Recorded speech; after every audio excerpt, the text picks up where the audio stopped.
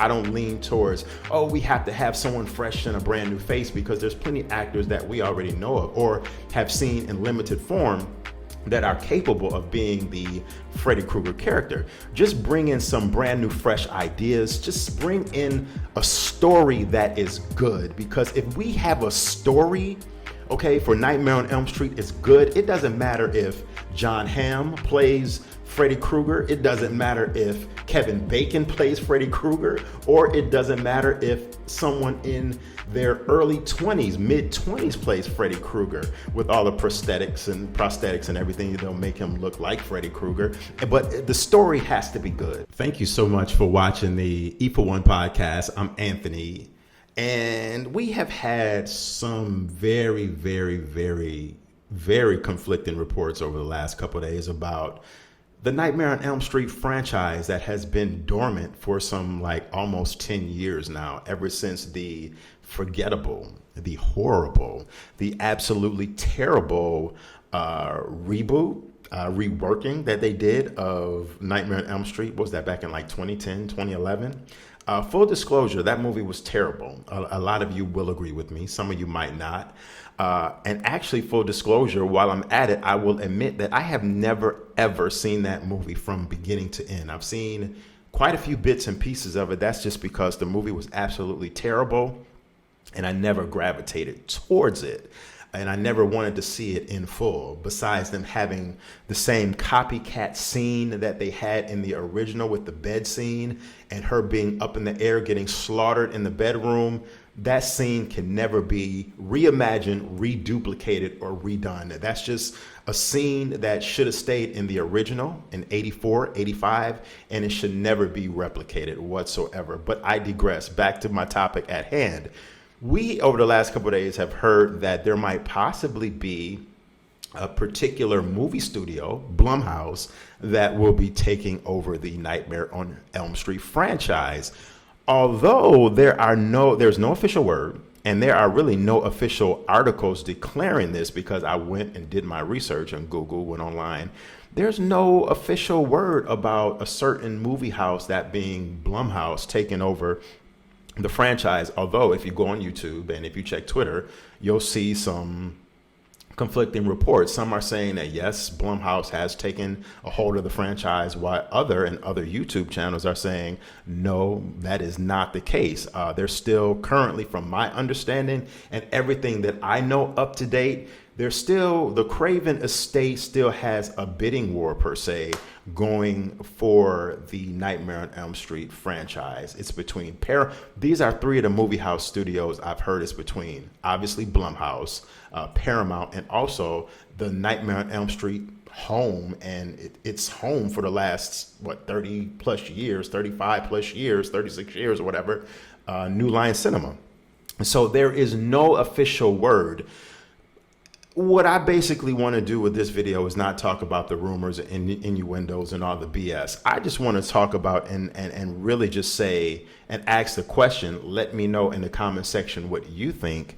Is BlumHouse the proper housing for the Nightmare on Elm Street franchise? Basically what I mean is, does the Nightmare on Elm Street franchise belong at BlumHouse? Me personally, I do not like what BlumHouse did with the Halloween franchise.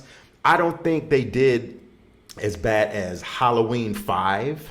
Okay, I don't think they did anywhere near as bad as Halloween 5. I don't think they did anywhere near as bad as Halloween 6, The Curse of Michael Myers. The Cult of the Thorn and the messing up with the whole Jamie plot. I don't think BlumHouse did as bad as 6, and I definitely don't think they did as bad as Halloween Resurrection. We're not even going to talk about that.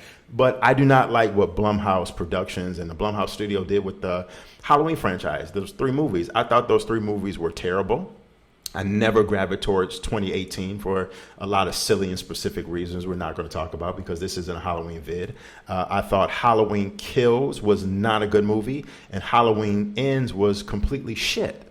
So I don't think, and I don't trust BlumHouse with the Nightmare on Elm Street franchise, just based off of the fumbling and bumbling they did with Michael Myers and Halloween. So I'm hoping that BlumHouse does not get the rights to Nightmare on Elm Street? Let me know in the comment section what you think.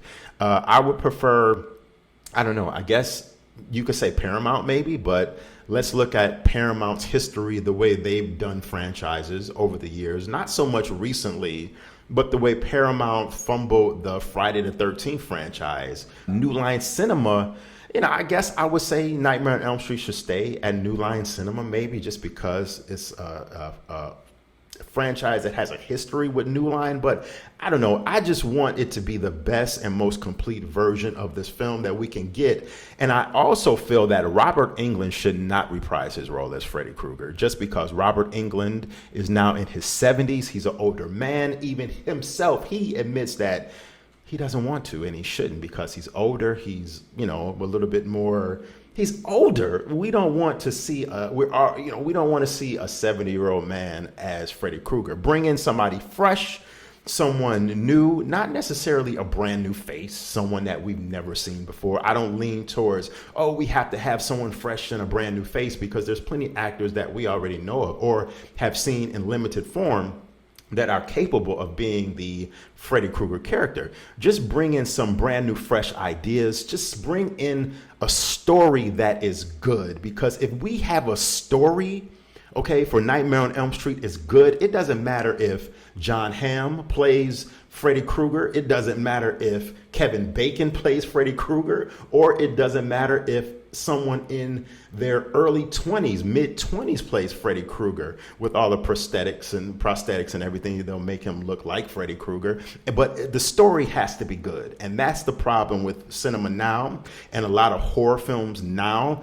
Halloween from BlumHouse.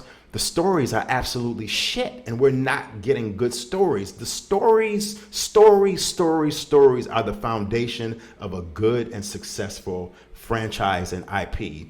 And if we have that foundation with a good story, with a Nightmare on Elm Street, a sequel to the original or a reboot, I feel that that'll make everything so much better. So yeah, just look at the Flash movie. I thought the Flash was good. I thought the story was good, but here we go with another tangent. I'm about to say a lot of DC films have poor stories. That's why they fail, such as Black Adam. Good concept, but the story was just extremely weak. So I'm handing it over to you. I'm passing it over to you. Let me know what you think in the comment section. I'm going to read all the comments on this one. I appreciate you watching the E for One podcast. Until next time, peace.